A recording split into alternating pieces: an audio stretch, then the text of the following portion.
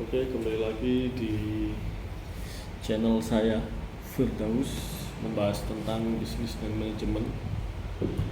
Kali ini saya akan membedah suatu BMC ya, bisnis model kanvas yang kemarin sudah kita bahas. Nah, ini kita membedah tentang segmentasi pasar. Kenapa kita awali dengan segmentasi pasar? Karena memang di BMC itu langkah pertama itu di segmentasi pasar. Dan segmentasi pasar adalah hal yang paling krusial. Istilahnya itu ujung tombak suatu perusahaan.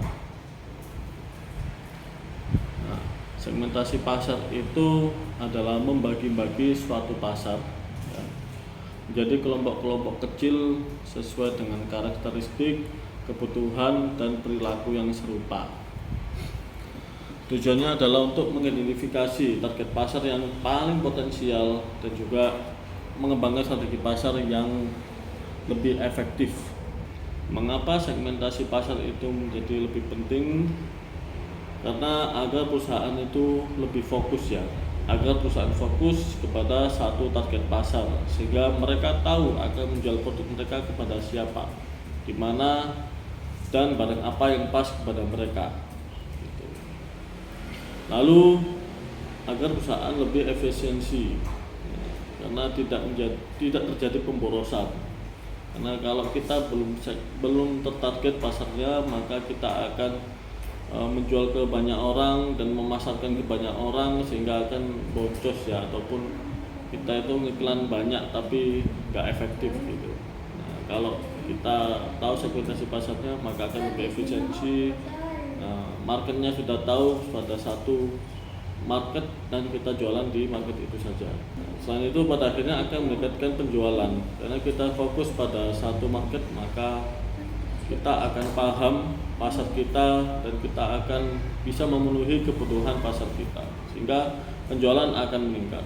Nah, bagaimana caranya kita melakukan segmentasi pasar? Yang pertama adalah segmentasi demografis, membagi pasar berdasarkan usia, jenis kelamin, tingkat pendidikan, pekerjaan, pendapatan, dan juga ukuran keluarga.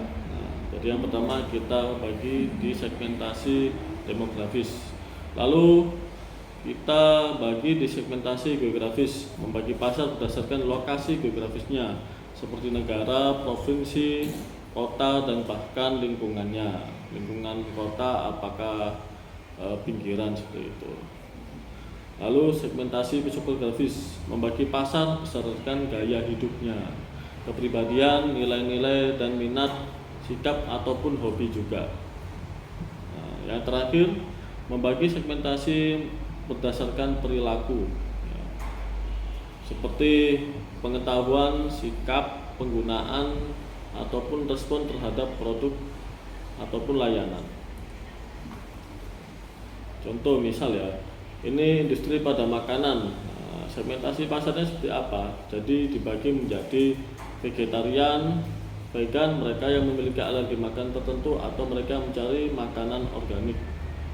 Nah, ada contoh lagi, ini industri fashion ya, membagi pasar berdasarkan gaya, kasual atau formal, ukuran pakaian ataupun merek favorit ataupun laki-laki atau perempuan. Terakhir ini tips-tips ya, tips membuat segmentasi pasar yang efektif. Yang pertama, lakukan riset ya, yang jelas kalau kita bilang market, bilang pasar ya, kita harus melakukan risetnya dahulu. Nah, kumpulkan data yang relevan terhadap pasar yang mau kita jangkau.